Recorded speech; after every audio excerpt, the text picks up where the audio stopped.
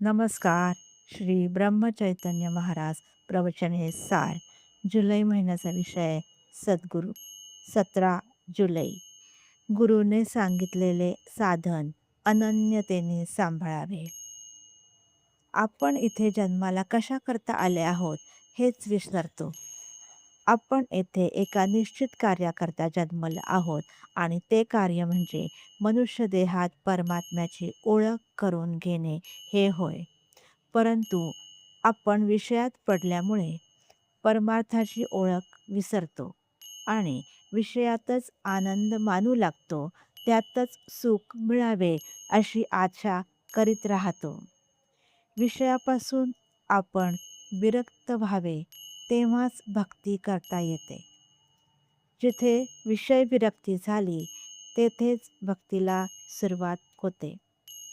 गुरु आपल्याला सांगतात की विषय हे खोटे आहे आणि त्यात आपल्याला सुख मिळणार नाही. म्हणून तो जे सांगेल तसे वागणे यातच आपले हित असते.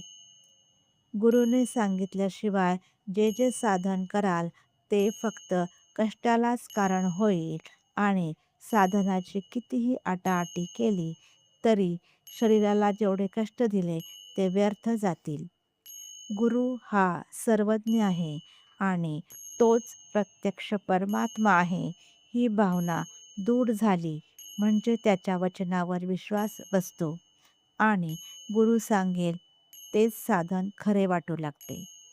गुरु सांगतात की नाम हेच सत्य आहे आणि नामस्मरणाला आणखी दुसऱ्या कुठल्याही साधनाची गरज लागत नाही हे ते पटवून देतात. नाम हेच साधन आणि तेच साध्य होय. सद्गुरु आज्ञाप्रमाणे हेच साधनातील साधन जाण. काही सांगायचं असल्यास, बोलायचे असल्यास, शेअर करायचे असल्यास कमेंट करा. आनंदात राहा. धन्यवाद.